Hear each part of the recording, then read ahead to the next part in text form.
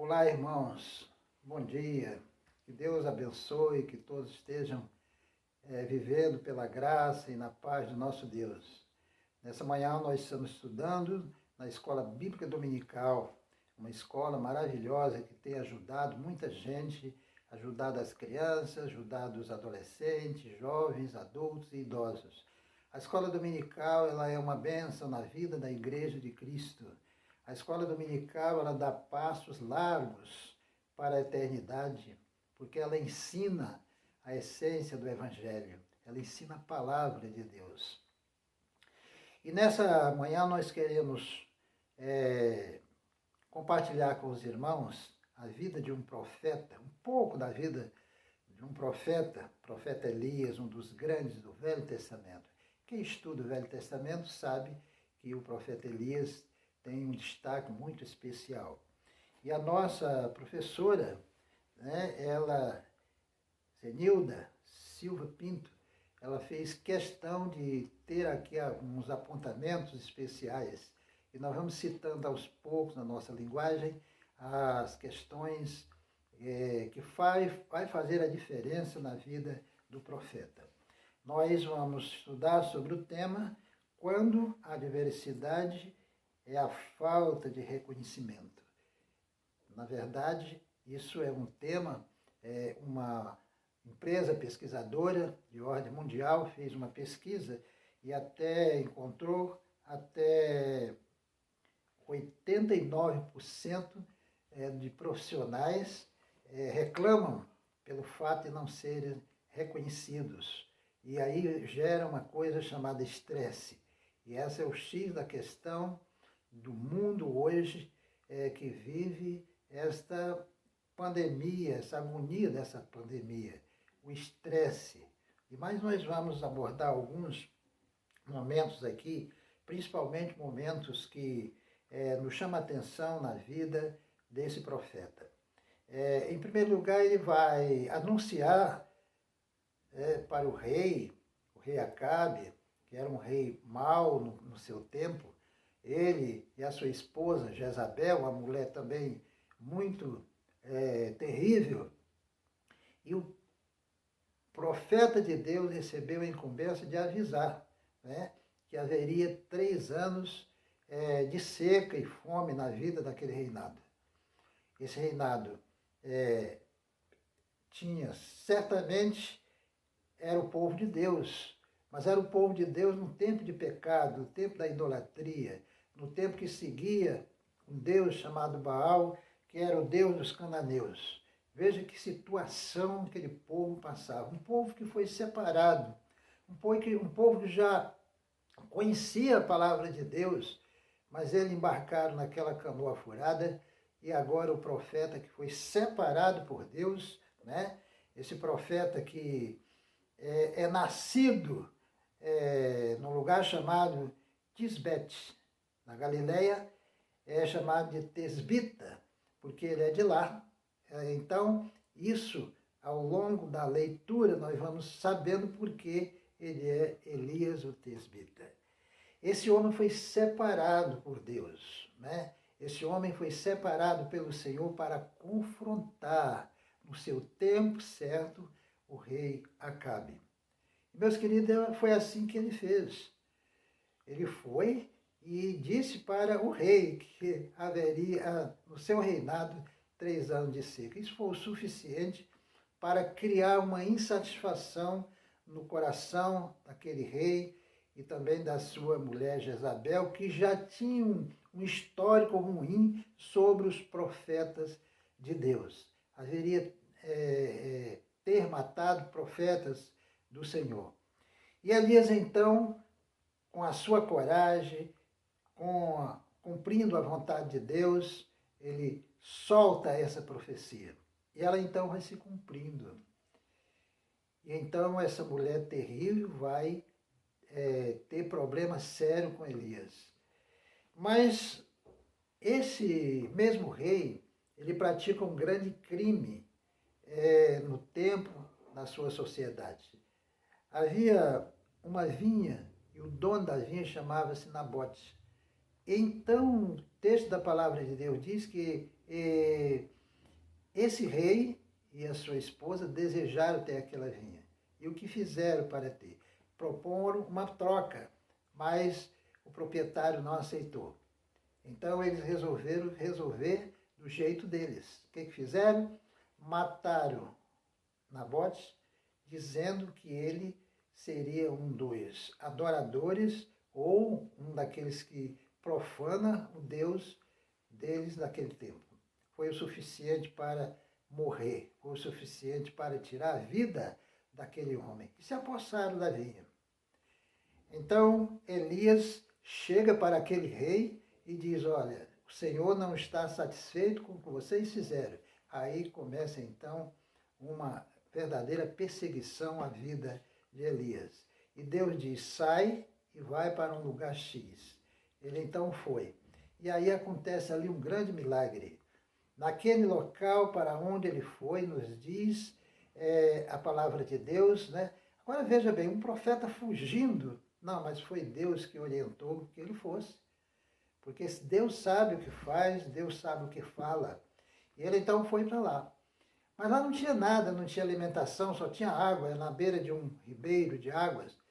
E estava num tempo de seca, mas o texto da palavra diz que os couros levaram alimento para ele, levaram carne. E Deus disse para ele, olha, a água está aí, você está na beira do rio, você vai beber. Mas com o tempo acontece que aquele rio era seco, vai secar. E não diz a palavra de Deus que ele então sai daquela região. E ele vai para um lugar, ele encontra então uma viúva. E então Deus tinha falado já com ele, vai que você vai encontrar essa pessoa e ela vai te ajudar. Chegando ali na entrada da cidade, ele encontra aquela mulher colhendo os gravetos. E ele então diz para ela, o que tem na tua casa, o que eu preciso de um bolo, eu preciso de me alimentar. Ela diz, mas eu não tenho nada. Nós estamos em época de seca. Nós estamos em época de muita dificuldade. Eu só tenho um pouquinho de farinha e um pouquinho de azeite. Eu vou fazer um bolo para mim e para o meu filho e vou morrer de fome. Ele disse assim, olha, o meu Deus disse que você deve fazer um bolo para mim. E depois vai ter um bolo para o seu filho e para você. E ela fez isso. Fez um bolo para Elias. E o texto da palavra de Deus nos diz que não faltou mais azeite naquela botija e nem farinha na panela. Porque Deus é assim. Quando o seu servo ou os seus servos, quando o seu povo obedece, as coisas acontecem. Todo problema da humanidade é a falta de obediência a Deus. Todo problema da humanidade é a falta de crer realmente na palavra de Deus.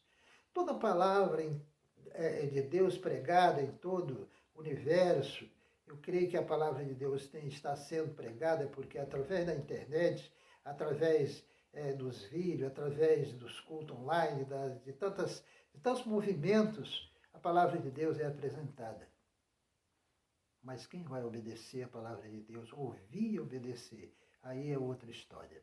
Queridos, caminhando um pouquinho mais, nós também, ele vai conviver com aquela viúva uns dias e o filho dela, o único filho, vai adoecer e vai morrer. O texto da palavra de Deus nos diz que ele então diz para ela, me dá o seu filho, colocando meus braços. E ele levou para um quarto. E lá ele orou ao Senhor, o Deus de Israel, o Deus de Jacó, o Deus de Isaac. Ele clamou ao Senhor e aquele rapaz voltou a viver. Vamos imaginar aquela sociedade ouvindo num tempo de seca, ouvindo de milagres. Milagres do bolo, numa casa que não tinha mais alimentação, mas ela agora tem alimentação todos os dias. Ouvindo falar de um menino que morreu e esse homem vai ressuscitar. Elias começa então a ter um espaço, um alívio mais na sua vida. Mas era uma adversidade, era uma dificuldade, eram as barreiras que não tinha em todos os tempos, tem na vida do homem. O difícil é ser reconhecido Porque antes do reconhecimento existia uma perseguição. Tem crentes que às vezes reclamam, porque eu não fui reconhecido ali, não fui reconhecido aqui. Mas, queridos, não é o reconhecimento o foco maior do cristão. Não é o reconhecimento que vai nos levantar, não vai nos trazer tudo que nós precisamos. Mas nós temos essa dificuldade, essa falha em todas as pessoas. Quero ser reconhecido, em primeiro lugar. E essa falta de reconhecimento causa um estresse. Elias não se ouviu dizer que havia bocas falando que estavam do lado dele, não tinha pesquisa, coisa nenhuma. E certamente ele começa a se entristecer. Mas vai acontecer um outro milagre, quando ele vai confrontar o chamado rei Acabe, e ele vai confrontar e apresentar a sua pessoa como homem de Deus. Meu Deus, que homem corajoso, que homem tremendo. E aí ele faz uma declaração e um voto ali publicamente. E ele diz, quantos profetas vocês têm? Temos 450. Tá bom, vamos fazer uma coisa. Vamos pegar um altar, vamos pegar um bezerro, vamos cortar, colocar em cima. Vocês vão clamar ao Deus de vocês. Se realmente aceitar, se houver ali alguma manifestação, né, tudo bem. Vocês serão os 450 profetas que estão me derrotando. Mas se não houver nada, o segundo ponto será meu. E eu vou fazer do jeito do meu Deus. Então fizeram isso.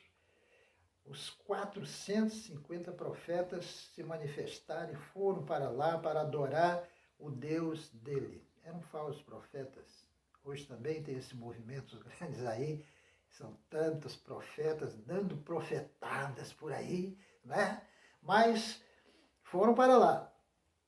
E o texto da palavra de Deus diz que aqueles profetas começaram a clamar, começaram o movimento, começaram a se rasgar.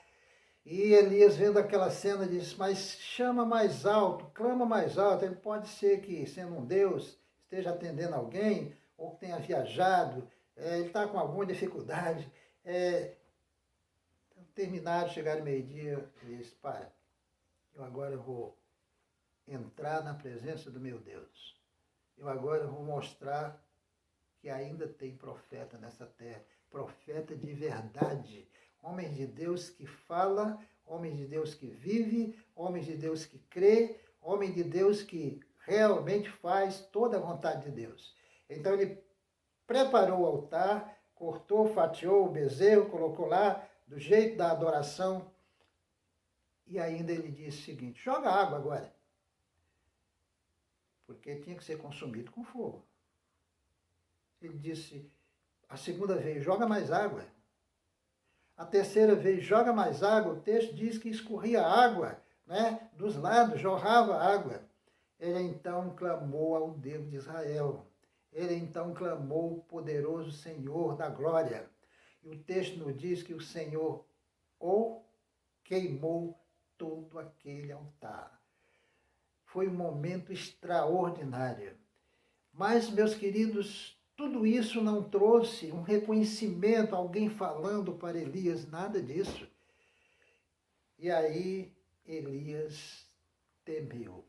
Aí começou a questão da fraqueza humana, porque era um homem, era um profeta grandioso, mas era humano. Ele precisava, então, verdadeiramente de fugir, porque ele sabia que Jezabel já tinha dito, olha, vou fazer com que você pague tudo aquilo, toda a minha raiva. Eles estão virados. Elias, então, sai para fora da cidade. Caminhando um pouco, ele chegou debaixo de um pé de zimbro e ali, cansado da viagem, ele chegou, Senhor, chega. Estava estressadamente, cansado, depois de tantos milagres, depois de tantas coisas bonitas. aí, meus queridos, ele dorme. Quando ele acorda com um anjo dizendo, levanta, Elias. Ele levantou, havia pão e água ali. Ele comeu, bebeu e subiu ao monte novamente. Aliás, esse momento é um momento de reflexão total. Continuou fugindo. Continuou estressado.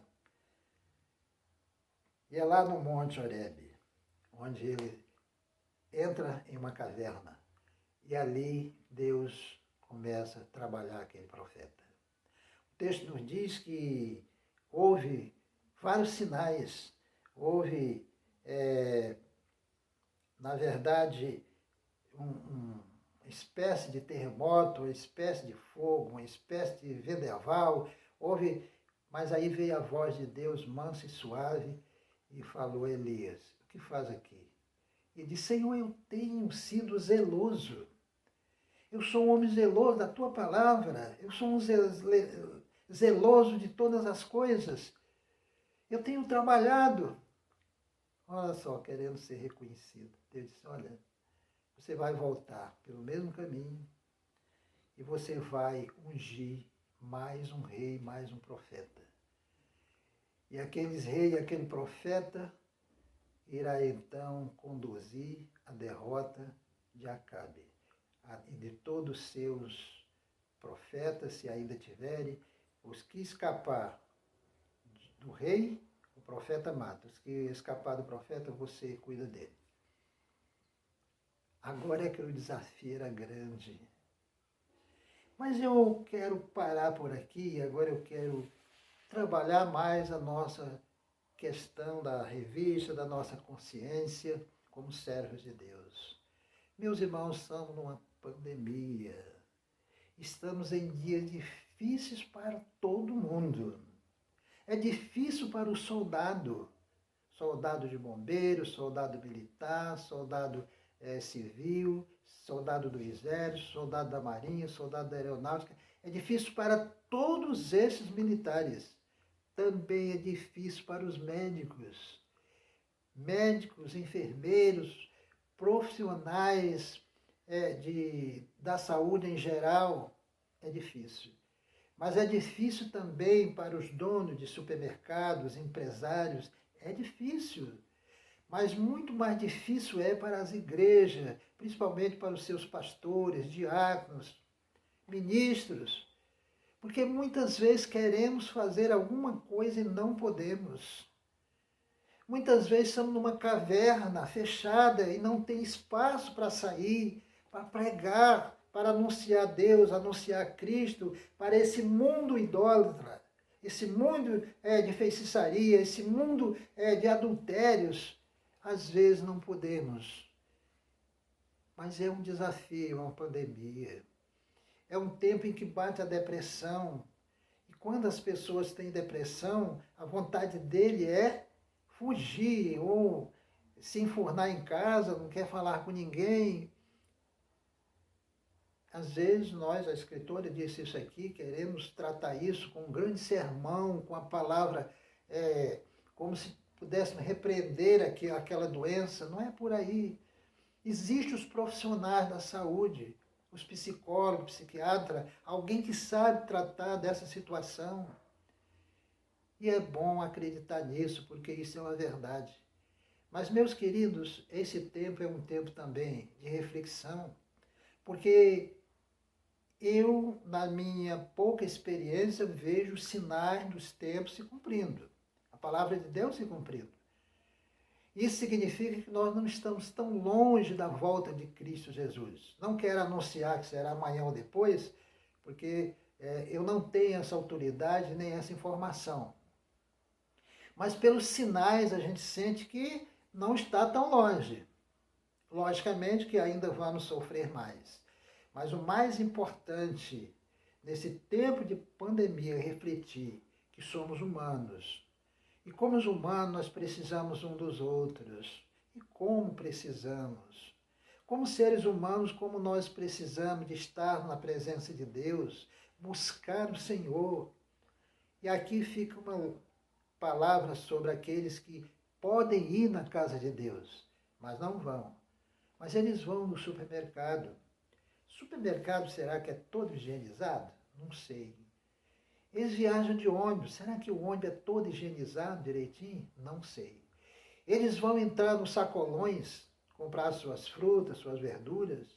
Será que foi higienizado lá? Não sei. Então o vírus está espalhado. Mas na igreja, o templo ele é higienizado, sim. Todos os sábados, 8 horas da manhã, eu estou lá para receber a empresa e fazer isso. Eles higienizam tudo, banheiro, tudo direitinho. E lá na portaria tem uma comissão trabalhando, obedecendo todos os critérios, né? Obedecendo às autoridades, aquilo que está no contexto das informações da grande Secretaria de Saúde do nosso estado do Rio de Janeiro. Queridos, fica aqui essa reflexão, que Deus abençoe e que juntos possamos ver que o profeta Elias, um profeta que merecia ser ouvido por a sociedade. Mas é interessante que no final, ali, eu estou me referindo, o texto que eu estou me referindo é o capítulo 17, 18 e 19, que é o texto da lição. Deus, quando falou com Elias ali, ele disse assim, volta, porque ali há 7.000 que não se ajoelharam diante da idolatria, não beijaram, ou seja, não se ligaram. O beijo naquela época significava que estava de acordo, né? E até hoje, em alguns momentos da vida dos homens e mulheres também. Mas, meus irmãos, nós não estamos sozinhos também. Não pense que você está sozinho ou sozinha. Tem alguém orando por você. Tem alguém crendo no mesmo Deus de Elias. Tem alguém que precisa realmente que você saiba que essa pessoa ou essas pessoas estão te querendo muito bem. E nós também. Que Deus abençoe a nossa igreja, que Deus abençoe o nosso povo, o nosso estudante da Escola Bíblica Dominical. Que a graça de Deus, o amor de Deus esteja com todos vocês. Eu quero orar nesse instante e após a oração nós estamos encerrando essa live. Nosso Deus, Pai de misericórdia, Deus bom, em nome de Cristo Jesus, nós queremos te agradecer por essa manhã e te rogar para que tu abençoe a primeira igreja batista em Mutondo, todas as igrejas batistas ou evangélicas sérias espalhadas na face da terra. Te rogo para que tu abençoe cada um dos teus servos. Eu oro e eu te agradeço, eu peço em nome de Jesus. Amém.